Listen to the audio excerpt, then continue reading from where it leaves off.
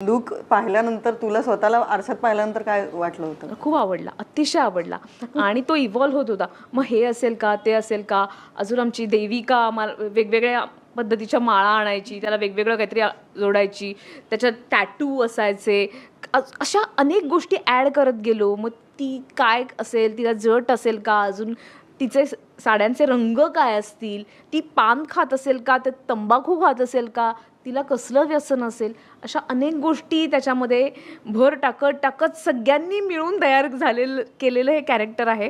आणि अर्थातच या सगळ्या ह्याच्यात ऋषिकेश गुप्ते यांचं लिखाण, त्या लिखाणाला म्हणजे सलाम आहे. आपण सगळेच जण जे जे वाचक आहेत त्यांनी हे सगळं खूप वाचलेलं आहे. दंशकाल असेल किंवा त्यातली कॅरेक्टर्स असतील, ती किती लेअर्ड आहेत.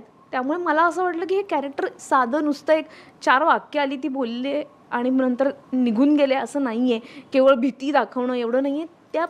त्या कॅरेक्टरला सुद्धा काहीतरी आगापिछा असेल, आई बाप असतील, त्याला सगळं असेल काही ना काहीतरी.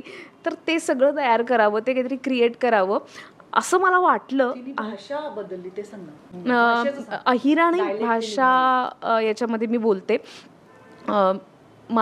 श्रीरामपूरचे मालेगावचे सखाराम पाटील आहेत की ज्यांनी ही भाषा मला शिकवली या जारणपुरता. पण त्याच्यामुळे ते कॅरेक्टर काहीतरी वेगळं तयार झालं, त्याला एक वेगळा पोत आला असं मी म्हणेन. त्यामुळे खूप मजा आली, काम करताना खूप मजा आली. आणि अर्थातच अमृता सोबत होती.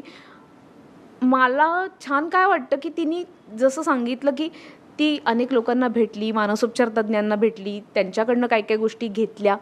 तसंच मी अमृताची काय प्रोसेस सुरू आहे त्यातनं मी अनेक गोष्टी उचललेल्या आहेत. तर ही अशी मिळून केलेली प्रोसेस आहे आणि त्याची मजा जास्त आली.